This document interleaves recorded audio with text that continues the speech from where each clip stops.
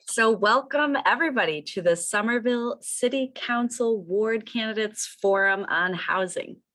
My name is Sam and I'm a community organizer at CAAS, the Community Action Agency of Somerville.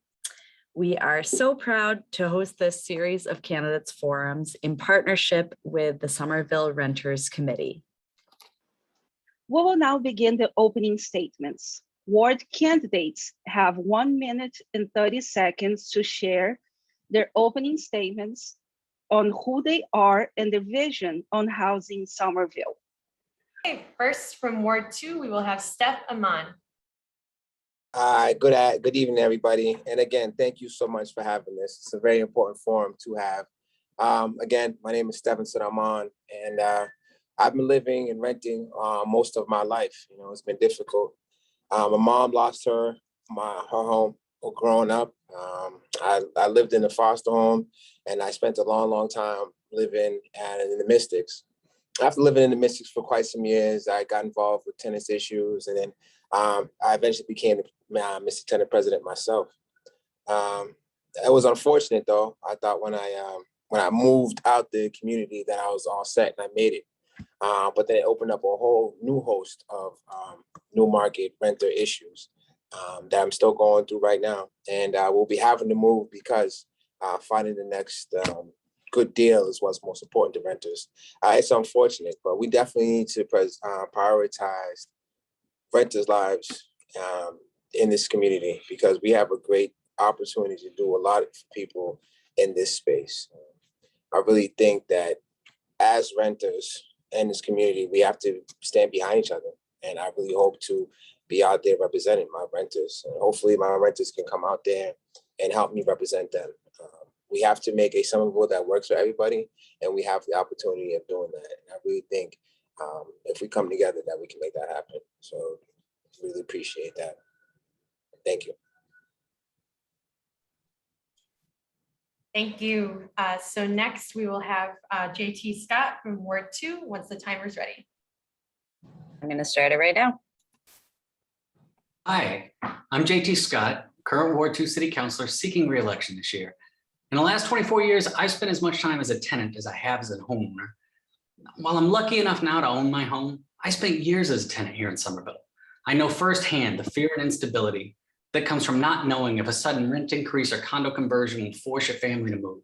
I know firsthand the frustration that the maintenance of your living condition is reliant upon a landlord that holds the upper hand in a brutal power differential.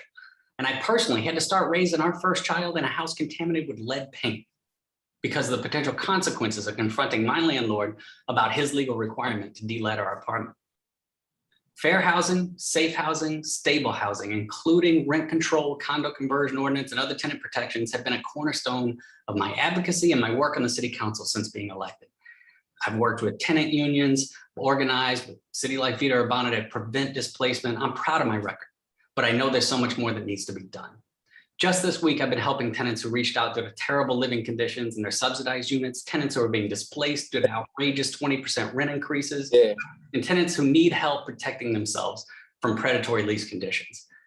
80% of Ward 2's residents are renters and they need more help. That's why I'm excited to go back to City Hall and continue the work, building on the progress of the last 2 terms to deliver even more protection for tenants and to finally create locally owned public housing that can serve the specific needs of our community. Thank you. Question number 1 is, the housing in Somerville that is available for low-income residents, including publicly owned, inclusionary, and other types of subsidized and privately owned, is often full of bad conditions, health, and safety code violations. How would you ensure that all renters are warranted safe and dignified housing in our city? In Ward 2, we have JT. All right, I'm also really glad to hear so much support for the rental registry work that's going on right now. I want to point out that in order to do an annual inspection, being targeted for retaliation is very clear. If ISD shows up at your house, it's because one of your tenants called. You know, I can help, as one of my colleagues also said, in trying to get some anonymous attention on these things. But ultimately, people are very vulnerable to retaliation. The only way to take that vulnerability out entirely is to make those inspections mandatory for everybody.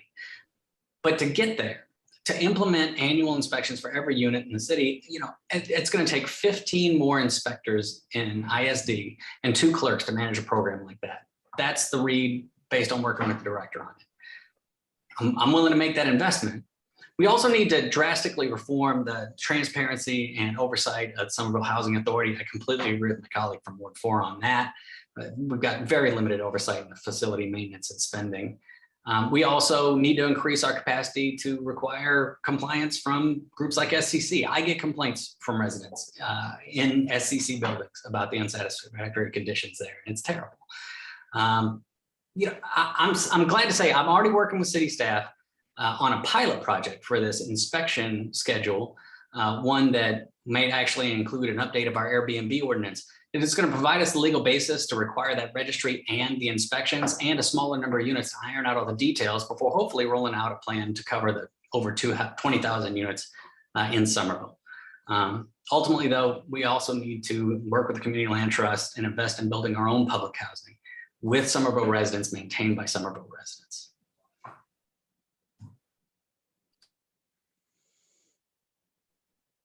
Okay, and from Ward 2 as well, we have Steph. Yep, I'm just waiting for the timer to start. I do appreciate and applaud everybody for having answers to this question. It's extremely important that we address the largest population in Somerville. 66% of the city is renters.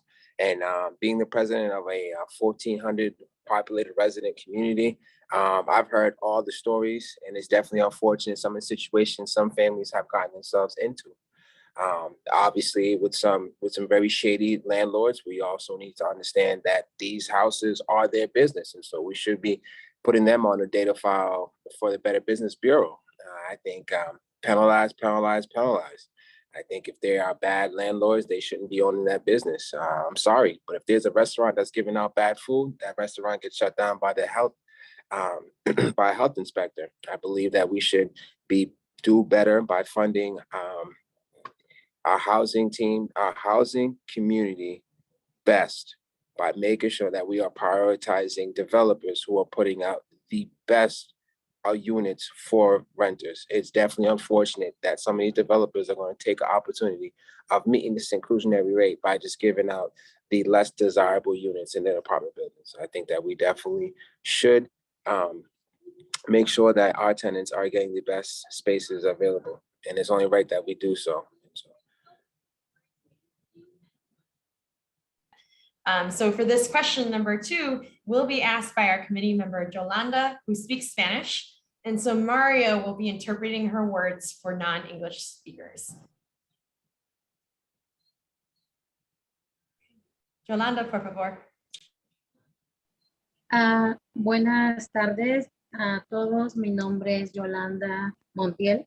Soy residente del distrito número 1 y miembro del comité de inquilinos de Somerville. La pregunta es, los residentes de bajo ingreso a menudo se enfrentan a propietarios y administradores de propiedades que pueden ser agresivos y no respondan a ellos. Algunos inquilinos que son personas de color o inmigrantes han experimentado racismo y otras formas de discriminación. Esto significa que incluso los residentes pueden permitirse dejar de vivir en Somerville, no se sientan bienvenidos ni acogidos acá. ¿Qué haría para asegurarse de que todos los residentes sientan que pertenezcan a nuestra ciudad y que estén autorizados para defender sus derechos como inquilinos y estén protegidos contra represalias? Si se postula para la reelección, comparta lo que ya ha hecho sobre este tema y lo que pretende priorizar a continuación. So now in Ward 2, we have Steph. Yes, definitely. I applaud everybody. It seems like a lot of people have an understanding about this space and the unfortunate situations that a lot of our renters are going through. I myself had to go through a lot of those situations, and I'll be signing my 3rd lease in 2 years real soon. So we definitely know that there's an issue going on. The Office of Housing Stability definitely needs to get funded more to address this large population that we have in the city. But also too, we definitely need to look at the landlords, the see if we can set up a system where we can, you know, reward the best landlord in the city, because oftentimes we shake our fingers at the ones that are doing wrong, but we also have to applaud the ones that are doing right. But then I also do agree with Beatrice on the building of immigrant housing.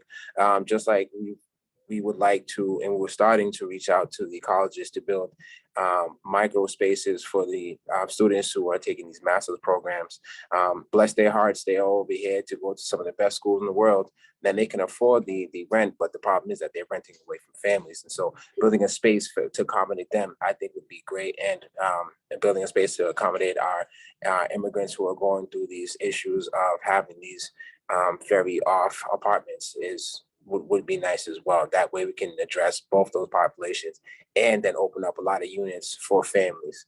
But we definitely have to hold our landlords up to our landlords that are doing it. We definitely have to hold them up and praise them. So we'd like to see that happen. Thank you. Okay, and next from Ward 2, we have JT. All right, thanks. First off, everybody's dead on with regard to the outright discrimination. Bottom line is we need more resources in office housing stability, fair housing commission, and a right to counsel that the city funds. I'm helping a tenant right now with a terrible, terrible lease situation. And I'm glad that we have the office's housing stability there to help, but what they can't give them is a lawyer to help them get all the way through the process. I've fought for this funding. I'll continue to fight for it every budget season, but I want to bring up a larger problem, which is something that I hear a lot about and I see around this question of belonging and being welcome. It requires us to address the other effects of gentrification and construction disruption and cultural displacement, right? You know, the cultural displacement effects and the fact that this construction just makes it miserable to live in the neighborhood means that we need a more serious approach than just build more housing, right? You can't, it's a segmented market. You can't solve a shortage of Toyota Corollas by building 1 million Lamborghinis. And cultural displacement is real. I mean, fundamentally, people look around and say, this isn't my neighborhood anymore. Why would I want to live here? The idea that the city's not a welcoming place for you, that you aren't cared and supported is a cascading consequence of development. It's a visceral experience of gentrification. And development without displacement really means preserving a sense that the people who live here now still belong here in the future. And that's why I'm proud of the over 150 meetings I've hosted in Ward 2 to shape development that includes tangible benefits to people that already live here. I also want to say we should be supporting local owned small businesses in residential districts, because those are the places where neighbors come together. It gives us moments to celebrate our communities and create an interconnected neighborhood. Hi, everyone. My name is Marla, and I'm on Ward 4 resident. I'm a member also of the Somerville Renters Committee, and this is question number 3. As a city councilor, how would you collaborate with your colleagues on council and the new mayoral administration to protect Somerville renters from displacement due to development? And how would you ensure that the new developments give the allocated number of units to low-income residents, as the oversight seems to be currently lacking? Okay, in Ward 2, we have JT. All right, so we've heard a lot of good solutions. It's a big problem. It's going to require multiple departments, obviously working with economic development and with the neighbors to fight cultural displacement, like I talked about before. You know, we need more beef in ISD and planning and engineering to perform inspections on new construction and just enforcing the conditions that we fought for so hard in all of these neighborhood meetings. It also means expanding the housing department. They're the ones who actually monitor and manage the affordable housing stock we currently have through inclusionary zoning. We literally lost the only affordable 3-bedroom unit in Somerville, lost it because even though it was deed restricted affordable forever, it got sold and then resold, and then the lawyers just couldn't get it back. So we definitely need better oversight. It's a real problem that exists, but ultimately we need rent control. We need rent control. There is no amount of supply that Somerville can add to fix our regional housing problem. The regional demand is 400,000 units. We have 34,000 units here. We could build 2 more Somervilles on top of Somerville and still not crack 20% of the regional demand. Like, we can and we will build more, but in the meantime, as we try to build public housing, build regional housing, build public transit, we need to be building locally owned public housing to address the most critical needs here now. And we need to urgently create a pathway to rent control, rent stabilization, to prevent the displacements while we work long-term on equalizing supply and demand. So we need to do both and urgently. Thank you. Okay, and also from Ward 2, we have Steph. All right, and thank you so much. Team effort. Oh, okay. Well, definitely sitting down and building that dialogue with my teammates. I think it's very important that, you know, the city council really engage on what we have available in the city to build on. Obviously, our city is not going to get any bigger, so we should be looking at getting taller and the areas to put those. I think the Office of Housing Stability needs some more money to definitely build some new jobs so we can get inspectors in that department to go out and make sure that not only are those units being filled, that they are being filled with good units.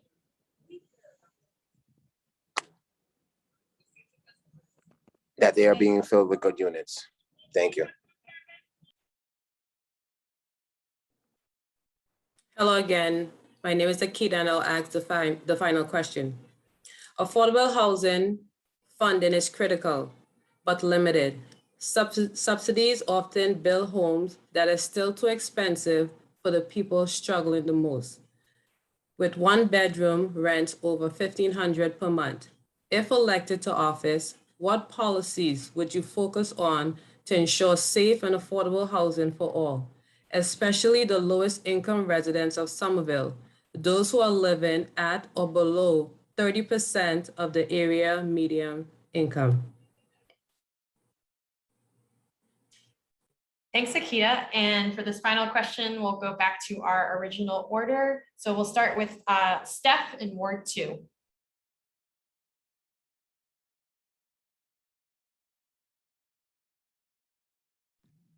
Thank you so much, Kenya. I appreciate you with that question.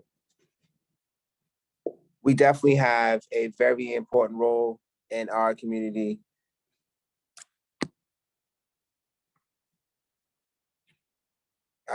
Am I good? I was waiting for the timer to come on. I thought it was going to come on as I was talking. And that we definitely can step up and making our community better. Definitely accommodating for our 66% of renters in the city, I think is vital. I think building and supplying our community with as much housing as possible at all income levels, I think is something that we should be looking at. But we also should be looking at opening up programs to get our renters who are working in that area the better assistance that they can get. We are lacking in getting services to a lot of renters. I think that we should be doing better with that. Definitely the Office of Housing Stability could use some more funding to help out more renters. And I think that just helping individuals find better work, I think will help them be able to afford the increasing rents that we have going on in the city. Thank you. Okay, and also from Ward 2, we have JT. Okay, thank you. I love this question because it recognizes that even though our programs like inclusionary zoning, affordable housing overlay, they're incredible. They help a lot of people who are rent burdened, but they frequently do miss the needs of the lowest income residents of Somerville. You know, it's been hard to even place a Section 8 voucher in Somerville, partially because folks are concerned about the inspections. So that mandatory inspection program can definitely overcome that as our payment standards and voucher availability starts increasing. But to really address the needs of our lowest income renters, we have to build public housing locally. We have to do it, and it can't be SHA. The federal government won't allow them to build anymore. So that's why I've been spending the summer working with partners in organized labor who have proven success in other communities building mixed income, multi-generational, family-oriented public housing projects in the Boston region. I'm exploring the strategies for securing both the land and the funding. right? Which comes partially from our American Rescue Plan Act funding, partially from the GLX reimbursements, partially from private investments from union pension funds who are seeking stable returns. We can create hundreds of new affordable community-owned housing units in the city, public housing units, and we can build it with Somerville residents earning a truly living wage, trained in the trades, and keeping our tax dollars here at home. That's the kind of powerful transformative change that we need to be putting near these GLX stations and actually addressing the needs of our lowest income, most at-need communities, including the elderly and disabled. So that's what I want to see in the next year. Hello, everyone. My name is Fabiano. I'm a community organizer at CAAS. On behalf of the Somerville Renters Committee and CAAS, we are sincerely grateful for everyone's time and attention tonight. Thank you to the 11 candidates running for Ward City Council in Somerville for participating in our forum to share your vision and policy proposals for housing in our city. We especially want to thank the Somerville Renters Committee, who are volunteer leaders from our community, for your months of hard work on the series of candidates forums on housing. If any Somerville resident, especially renters, would you like to learn more about the CAAS community organizing program and join our movement of families and neighbors to create a better Somerville for everyone, please reach out to us. We can also connect you to our older anti-poverty program at CAAS for housing, stability, and early childhood education. Our website is CAASomerville.org, and our phone number is 617-623-7370. Again, thank you so much for joining us tonight. Good night, everyone, and stay safe. Thank you.